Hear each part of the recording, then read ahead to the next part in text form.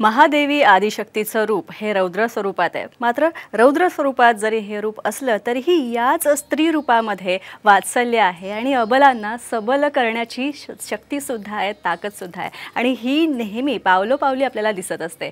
इतरांना सशक्त करणाऱ्या अनेक स्त्रिया आपण आपल्या आसपास नेहमीच पाहत असतो। पुण्याच्या कोथरूडमध्ये सह्याद्री जुडो अकॅडमीच्या रचना धोपेश्वर ह्या त्यांच्या सहकाऱ्यांसह अनेक दिव्यांग व्यक्तींना, अनेक दिव्यांग तरुणींना, मुलांना मोफत जुडोचं प्रशिक्षण देतात आणि पाहूया त्यांच्याविषयीचा हाच वृत्तांत।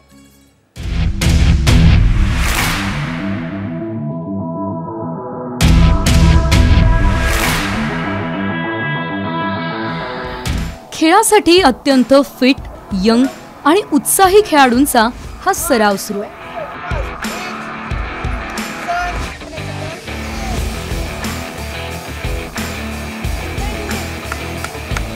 फरक फक्त एवढाच आहे की यातल्या काहींना बोलता येत नाही, काहींना ऐकू येत नाही, तर काहींना दिसतही नाही।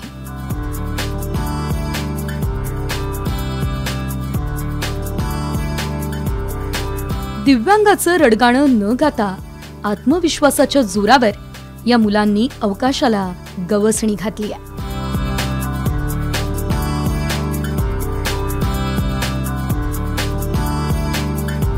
हे सगळे खेळाडू गेली अनेक वर्ष जापानीज जुडो खेळत आहेत।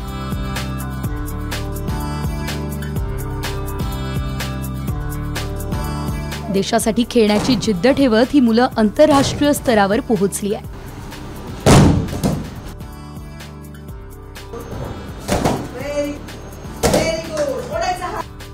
सह्याद्री जुडो अकॅडमीच्या रचना धोपेश्वर या स्वतः गेली 10 वर्ष व्यंग असणाऱ्या 100 ते 150 मुलांना मोफत जुडो शिकवताय।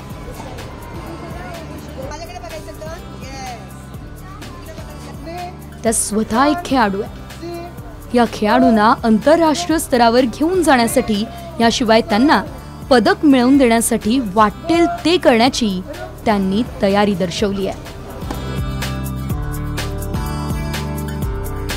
मग जुडो नको, पण फक्त पडायला शिकू असं करत करत मी त्यांना पडायला शिकवलं। पहिले फॉल शिकवले, back fall, side fall, front fall, falling कसं असतं, मग त्यानंतर मग एक एक टेक्निक शिकवलं की उचलून टाकायचं कसं। मग या मुलींची क्युरिओसिटी खूप वाढली। मारे बाबा मी पण कुणाला तरी उचलते आणि मी फेकते, हे त्यांना इतकं छान वाटलं। मग हळूहळू मग त्यांना मी बेसिक लोकल टुर्नामेंट खेळवायला लागली। बिबग्योर स्कूलमध्ये या मुलांच्या त्यांनी स्पर्धा पहिल्यांदा घेतल्या होत्या। तो त्यांना शाळेतून कुठेतरी बाहेर जायचं आणि एक स्पर्धा खेळायची, हा एक मोठा अनुभव त्यांना मिळाला आणि त्यातून मी तेव्हा त्यांचं स्पार्क पाहिलं की त्या खूपच चांगलं परफॉर्म करत होत्या। रचना धोपेश्वर यांच्यासह या मुलांना प्रशिक्षण देणाऱ्या प्रशिक्षक मुलांनी या दिव्यांग मुलांची भाषा आत्मसात केली।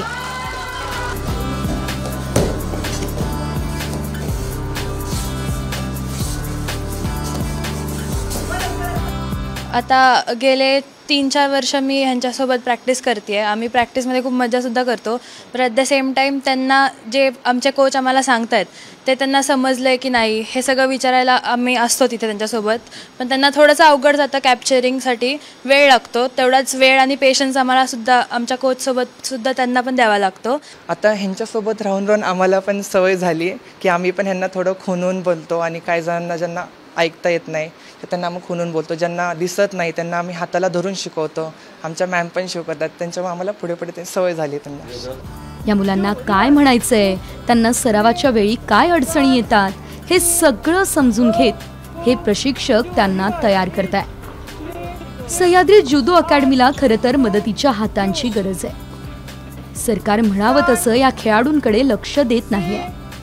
या ठिकाणी येणाऱ्या या मुलांच्या पालकांना देखील आपला मुलगा मुलगी दिव्यांग असूनही इतका छान जुडो खेळतात याचा अभिमान वाटतो। तर मॅडमनी इतका आम्हाला सपोर्ट केला ना की ते 3 वर्ष तिथले आणि आत्ता ती 2 वर्ष 11वी-12वी एवढ्या काळामध्ये ती जेवढ्या गेम खेळली ना त्या फक्त मॅडममुळे खेळली, कारण का आमची परिस्थिती नव्हतीच, म्हणजे तिला बाहेर पाठवायची। आम्ही मिस्टर माझे रिक्षा चालवतात आणि त्यामुळं अशी पैशाची खूप अडचण प्रॉब्लेम असायची। नाही कधीच नाही वाटलं। जेव्हा आम्ही गावाला होतो त्यावेळेस लोकांचा दृष्टिकोन पण बदलतो पाण्याचा, अशी मुलं असली की, पण आम्ही हार मानली नाही. व्यक्तीचं अपंगत्व आणि त्याला मिळणारं यश यांचा काडी मात्र संबंध नाही. यशस्वी होण्यासाठी लागते फक्त आणि फक्त इच्छाशक्ती. स्वतःच्या पायावर उभं राहण्याची आणि आकाशाला गवसणी घालण्याची जिद्द, आणि ती या मुलांमध्ये आहेच. गरज आहे ती सरकार आणि दानशूर व्यक्तींनी पुढे येऊन मदत करण्याची.